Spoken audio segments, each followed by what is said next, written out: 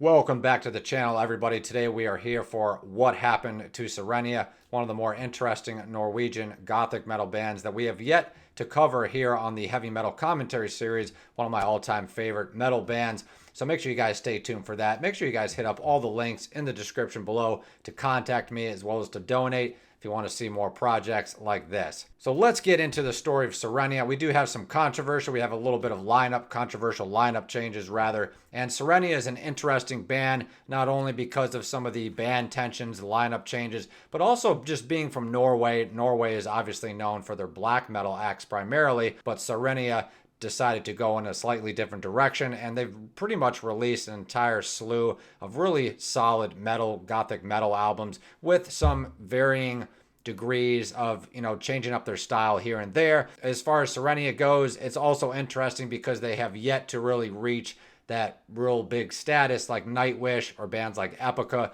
What's actually holding Sirenia back from actually reaching those really high levels of popularity within the underground and even the mainstream metal world? Who knows? Maybe we'll figure it out in this here video, but nonetheless, a very, very solid band with a really, really unique, interesting sound. So the history of Sirenia begins roughly around 2001 after Morten Veland departed from his former band known as Tristania. Now, the early Sirenia releases kind of took off where Tristania basically left off. Morten Veland was actually having some creative musical tensions with the other band members, but I guess the overall sounds are somewhat similar. But what's interesting about Sirenia is that they also have more of a gothic influence, as well as synthesizers, more symphonic elements. And they actually released their first album titled At Sixes and Sevens, roughly around 2002. Now, this album is actually a pretty strong debut album, but it's kind of been lost in the history of Sirenia just because Sirenia has basically released much more solid releases since that date. And it actually, unfortunately with Sirenia, with every couple albums, sometimes up until recently, we get a different vocalist. At Sixes and Sevens from 2002 features the only album with Fabian Gandeman as the primary vocalist. Now, also, Morten Veland does, the guttural vocals. He does some clean vocals. And just another quick rundown as far as Sirenia goes, Morten Veland is the primary mastermind, the creative genius. He pretty much writes all the guitar riffs, all the lyrics, all the song arrangements, and he actually programs the synthesizers and whatever other instruments that you might find in Sirenia's music. And Sirenia also has what's known as the Sirenia Choir, which adds a really nice gothic sort of medieval haunting, nostalgic element to their music. So since the beginning of Sirenia's inception, they've basically explored lyrically and musically with themes of depression, melancholy, mental illness, and just sort of this sort of gothic, sad mindset. And it's not like emo per se, right?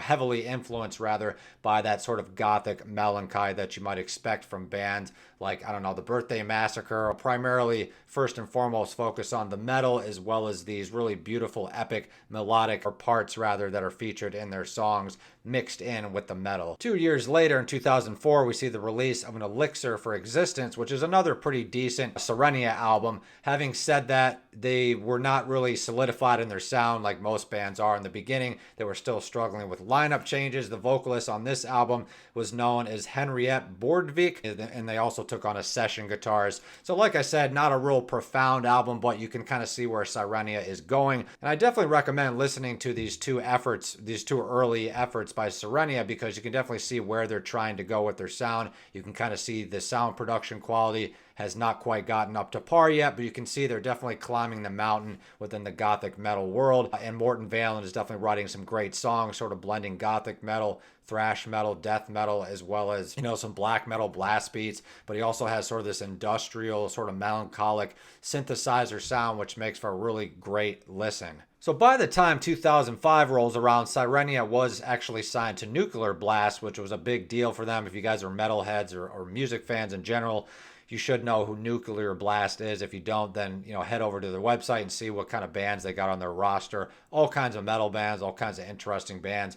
Shortly after that, in 2007, Sirenia releases their next album titled Nine Destinies and a Downfall with a brand new vocalist, yet again, named Monica Penderson. Now, I have to say, this is probably my favorite Sirenia album. Let me know in the comment sections if you agree, if you disagree. As far as their early repertoire goes, Nine Destinies and a Downfall can definitely not really be touched. The album sounds great. The songs are wonderful. The songs are catchy, but they're also heavy. And it's really kind of sad that this was the only album that they did with Monica Penderson, because she had such a beautiful sort of feminine voice that mixed really well with the metal. She didn't do the gutturals. She wasn't like a sort of like a Taudio Tarunian. She didn't do like the crazy opera stuff. Having said that, she had this beautiful, warm, almost innocent, maybe naive tone to her voice, kind of similar to Annette Olsland from Nightwish, the two albums that Annette was featured on with Nightwish, and just a really, really beautiful sound that I kind of miss in the Sirenia repertoire. Now, as far as Morten Veland, Sirenia, and Monica Penderson is concerned, there were some creative differences. Now, nobody knows exactly what that was. It does have something to the effect to do with Monica Penderson's voice being somewhat limited in Sirenia. So it was really sad and disappointing to see Monica Penderson leave Sirenia, but if we never had Monica Penderson's departure, we would have never had the Aylin era. Now, if you guys are not familiar with Aylin, she was the next vocalist that was taken on board for Sirenia's follow-up known as the 13th Floor. 13th Floor is another really, really strong release from Sirenia. It was definitely the first album that I heard from Sirenia. I saw the music video for The Path to Decay, and I was just completely blown away by what they were doing. Just for the record, Aylin's full name is the following: Pilar Maria del Carmen Monica Jimenez Garcia, also known as Aylin. So I just want to throw that out there. That's quite a name. So we're just going to call her Aylin for short. I hope that's okay with you all. And she did share the next subsequent, I guess the next 3 releases with Sirenia. And Sirenia definitely took on a really, really solid sound. And like we talked about with Morten Veland and Jonathan Perez, it was really nice to see Sirenia have a fresh sound. And also as they continued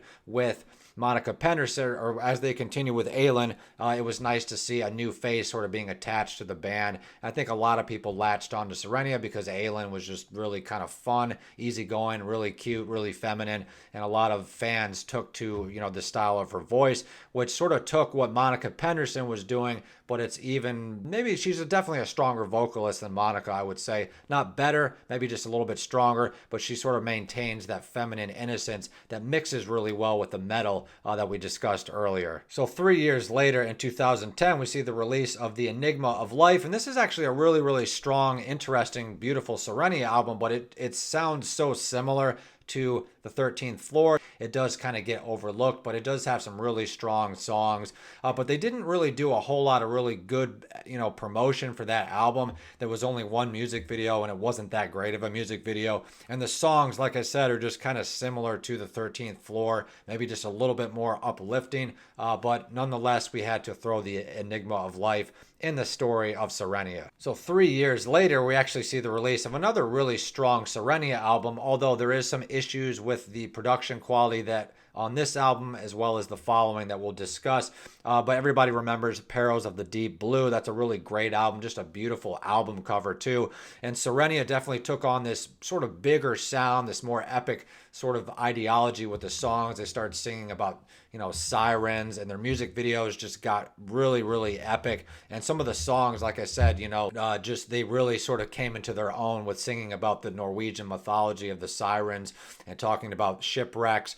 There's also some more emotional relationship type songs on that album. But having said that, Perils of the Deep Blue, as well as The Seventh Life Path, for some reason on the low end spectrum of the albums, as far as recording wise, the bass drum, the bass itself, whatever synthesizers or instruments are kind of pushing the low end, it does get a little bit muddy. It's a little too compressed, and I'm not sure what kind of sound they were going for, but it just doesn't have that real clear, easy to listen to sound that we saw on the 13th Floor, The Enigma of Life, or even Nine Destinies and a Downfall. So unfortunately, in 2014, after the release of The Seventh Life Path, which I will mention is a pretty strong album, I definitely don't think it's their best. Some of the songs are not quite as catchy as before, but nonetheless, it's a really strong gothic metal album with some new elements. And Aylin's vocal performance was probably never better in terms of her musical ability and her chemistry within the band. Just a beautiful performance from Aylin as well as all the band members. But some tensions were building in the Sirenia camp. So subsequently, as a result, Aylin sort of was fired from Sirenia, aka left. slash quit slash, who knows. Every time we see a lineup change, especially with the vocalist, there's always speculation on whether they were fired or whether they were, left on their own accord. Morten Veland actually released the following statement shortly after Aylin's departure. We experienced a lot of problems the last 3 years, and we could all see this situation with Aylin coming from miles away. Actually, we were expecting her to leave at some point rather than slowing the band down and causing lots of problems. That would be the honorable thing to do. She has health issues that make it impossible for her to do a good job for the band. Especially touring had become a huge problem over the last few years. She does not want to talk about these problems, and I totally respect that. So I won't go into details about it. I just find it really disappointing that she publicly stated that we fired her, but at the same time she did not say the reason. That just makes all the band members look like a bunch of a-holes that fired her without any reason. The fact is, we had all the reason in the world to end this cooperation. In fact, most bands probably would have done so 3 years ago. We wish her all the best, though, and we are grateful for the good years we had together. So there was a little bit of throwing some dirty laundry back and forth between Morten Veland and the Sirenia camp versus Aylin, and Aylin actually fired back in the press with the following statement. Honestly, I really don't know what happened. I don't have a good answer for that. I just got a phone call where Morten Veland, told me I was fired because, in his opinion, I'm too sick for singing.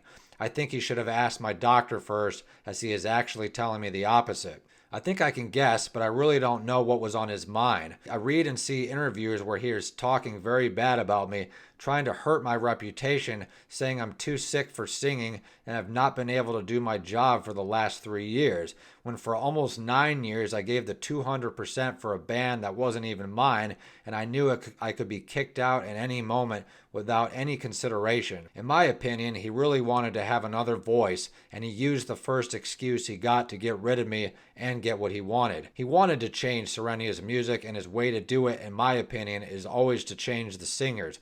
Because in his mind, the problem that Sirenia never grows bigger is the singer. But Morten doesn't realize that he's the one deciding everything. He's the one making everything in the band, and he's the one repeating his own music all the time.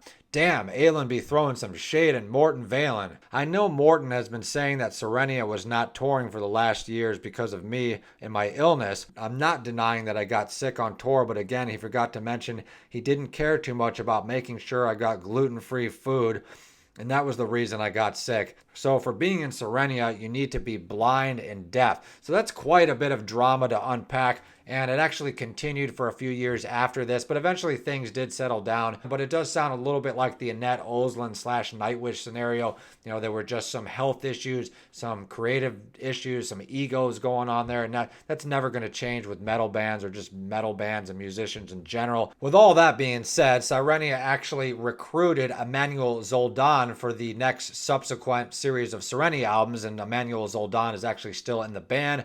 And she was actually not brand new to the story of Sirenia. She was actually featured in the Sirenia choir. But having said that, Emmanuel Zoldan was on the 2016 release titled Dim Days of Dolor, which for me is another really, really strong Sirenia album. It's probably my favorite album with Emmanuel Zoldan. Just really, really great stuff. And I will say it was a really good choice to get Emmanuel Zoldan in the band because she can pretty much do anything. She's kind of a mix of Taudia versus Floor Jansen with a little bit of Aylin in there, maybe with a little bit of Monica Penderson thrown in there. And just the songs got really, really great, really catchy, and the production quality definitely was amped up. They sort of got rid of that really low-end, muddy sound that they had for these, previous releases, which was really good to hear. And although I was a little disappointed and sad to hear of Aylin leaving, I will say that Emmanuel Zoldan just brought a really, really strong level of professional epicness to Sirenia, which was probably needed. I mean, Aylin was great for what she did, but she wasn't very versatile, right? As far as Emmanuel Zoldan, she can pretty much do anything. So as well as the progression and the production quality, as well as the songwriting in Sirenia, something to do with Emmanuel Zoldan joining the band, or maybe just the way things played out, for whatever reason or another, Sirenia definitely moved in a more professional direction. They've been releasing solid albums about every year or two, as well as constant touring. They're getting more shows, they're getting more promotions. They even did some metal cruises, which is actually a pretty big deal for a metal band. By the time we get to 2017, actually, unfortunately, the drummer Jonathan Perez actually left the band, but interestingly, he actually ended up in another project with Aylin, the former Sirenia vocalist. So maybe there was a little bit of drama, or resentment on Jonathan Perez's part after, Morten Veland fired Aylin. Who knows? So actually, Jonathan Perez, obviously left the band, and Aylin left the band, and this Jan Erik Soltvedt character left the band. So always a lot of, turbulent lineup changes, unfortunately, in the history of Sirenia. So in 2018, we see the release of Arcane Astral Aeons, which is another really, really strong release by Sirenia. And Sirenia sort of started to sort of ditch their more simplistic song structures. Like, the newer albums sound nothing like Nine Destinies and a Downfall. The newer albums don't sound really anything like sort of the simple song structures we even see on 13th Floor or The Enigma of Life. So what's interesting about Morten Veland is he's always reinventing himself. He's always creating new sounds. He's always, pushing and pulling in one direction or another. One album he might do more like a rock melodic style. The next album it'll be more like black and death metal. So you just never really know what you're going to get with Sirenia. And I think that's kind of what makes Sirenia so interesting to listen to. That's why we're always looking forward to their next album, because unlike Nightwish, we kind of know what to expect from, to a certain degree. With Sirenia, it could be, completely out of the bag. We just never really know. And also with the release of Arcane Astral Aeons, we see this, in my opinion, maybe a little bit overly complex direction for Sirenia. They had just started doing a lot of blast beats, a lot of really fast riffs, more complex song structures. And kind of like we mentioned prior to what I just said, I kind of missed that earlier simplistic epic style that Sirenia was known for. They've definitely gone in a more progressive technical direction, not on every single song per se, but versus with earlier releases like the 13th Floor or Nine Destinies and a Downfall, they were completely in their element and you kind of knew where they were going. Nowadays, it seems like it's just kind of all over the place. Not that it's bad, but I would like to see Sirenia go back to a little bit more of that simple style, which I think they kind of did with their 2020 release titled Riddles, Ruins, and Revelations, which kind of brought Sirenia back to maybe more of the epic gothic sort of sound, but it was a little more rocky. Some of the songs were fairly complex on that album, but as a whole, it's not quite as heavy maybe as Arcane Astral Aeons or Dim Days of Dolor. What's great about Sirenia is that they're still releasing albums. My throat's getting tired here from all these Sirenia albums, but in 2023, Sirenia released another album called 1977, which was actually a rather drastic departure as far as the Sirenia sound. It features more like, you could sort of see like this 70s, 80s rock influence, maybe classic rock, or maybe like sort of like Black Sabbath, more like just a rock and roll vibe to it. But from what I've heard, it's still Sirenia, but you could definitely see Morten Veland and Emmanuel Zoldan just really, really experimenting, and they've got a solid lineup now, which is really great. And that pretty much is the story of Sirenia. You guys can go check out some of the interviews with Morten Veland. Some of the other band members are doing interviews now.